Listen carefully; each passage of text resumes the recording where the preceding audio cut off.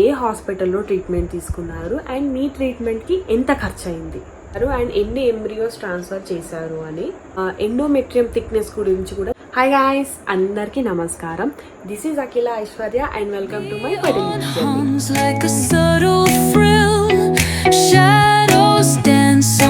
Last వీడియోలో చెప్పినట్టు ఈ వీడియోలో నాకు చాలా మటుకి రిపీటెడ్గా కామెంట్స్ వస్తున్నాయి కొన్ని క్వశ్చన్స్.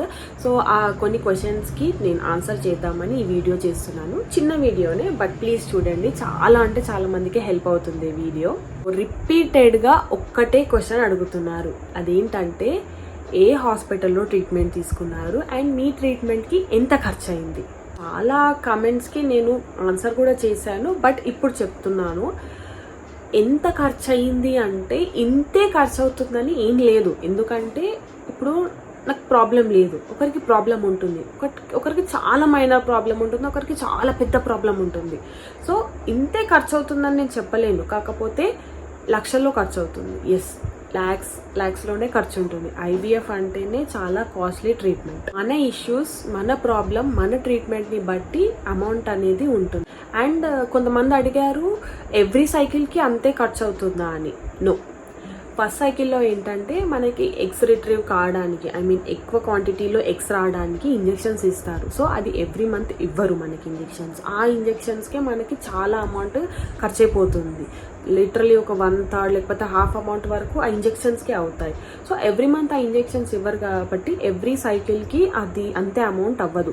ఫస్ట్ అయిన అమౌంట్లో నాకు తెలిసి మళ్ళీ నెక్స్ట్ సైకిల్కి దాంట్లో హాఫ్ అమౌంట్ కూడా అవుతుందని కూడా చెప్పలేము. సో ఫస్ట్ సైకిల్కి మాత్రమే ఎక్కువ ఖర్చు అవుతుంది, నెక్స్ట్ సైకిల్స్ నుంచి తక్కువనే ఖర్చు అవుతుంది. నెక్స్ట్ ఎక్కువగా కమెంట్ వచ్చింది, మీరు ఏ ఫర్టిలిటీ సెంటర్లో ట్రీట్మెంట్ తీసుకున్నారని. After so much research and after taking so many suggestions, ఫైనల్గా నేను డిసైడ్ అయ్యి వెళ్ళిన hospital Mamata fertility centre, which is in west Marredpally, Secunderabad. Vikrampuri అని కూడా అంటారు, విక్రమ్పురి, సికింద్రాబాద్.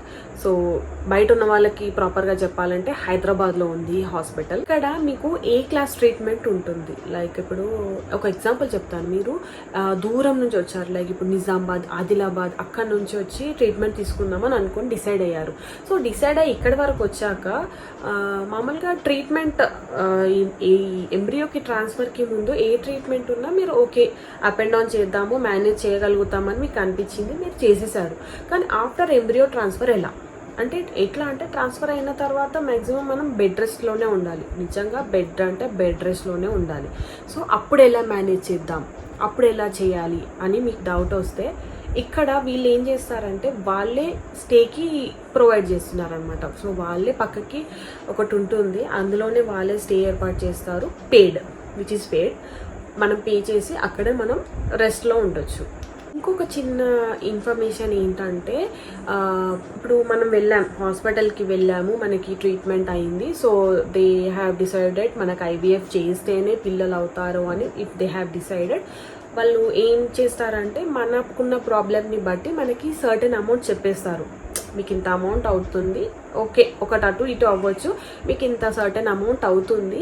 ఇన్ కేస్ మీరు ఓకే అనుకుంటే you can go forward.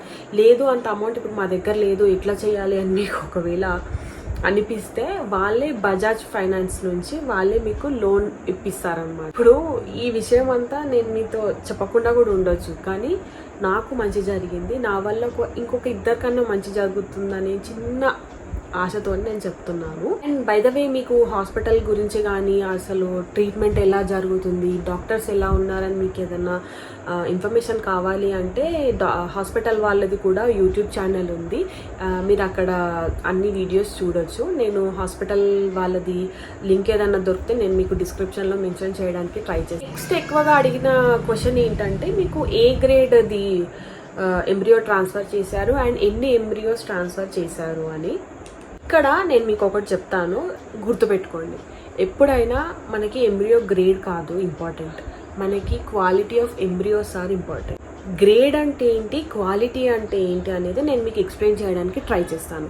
So grade ఏంటంటే, ఇప్పుడు ఒక ఎంబ్రియాలజిస్ట్ ఉంటాడు, ల్యాబ్లో ఉంటారు కదా, ఎంబ్రియాలజిస్ట్ ఉంటారు. వాళ్ళు ఏంటంటే ఒక మైక్రోస్కోప్ కింద మన ఎంబ్రియోస్ పెట్టి జస్ట్ ఇవి ఎన్ని సెల్స్లా డివైడ్ అయ్యాయి అని చూసి చెప్పేదాన్ని గ్రేడ్ అంటారు. క్వాలిటీ అంటే ఆబ్వియస్లీ గ్రేడ్, మన age, lab conditions, chromosomal issues, so ఇలాంటివన్నీ మిక్స్ అయ్యి దాని క్వాలిటీ అనేది వస్తుంది. క్వాలిటీ అనేది embryos real ability to become a healthy baby. అడిగారు కాబట్టి చెప్తున్నాను. నాకు టోటల్గా 2 ఎంబ్రియోస్ ట్రాన్స్ఫర్ చేశారు. 2 కూడా బ్లాస్టోసిస్ అంటే 5th డేవి ట్రాన్స్ఫర్ చేశారు. ఇవి గ్రేడ్ 1 కిందకి వస్తాయి. అండ్ నాకు జూన్లో ఎగ్ పికప్ చేసి అప్పుడే బ్లాస్టోసిస్గా ఫామ్ అయ్యాక ఫ్రీజ్ చేసి ఆగస్ట్లో ట్రాన్స్ఫర్ చేశారు. కొంతమంది కూడా ఏ గ్రేడ్ అయితే బెస్ట్ అనేది అడిగారు. సో నాకున్న నాలెడ్జ్కి అయితే గ్రేడ్ 1 అయితేనే బాగుంటుందని చెప్తాను. Like 5th day or 6th day దాన్ని బ్లాస్టోసిస్ అంటారు.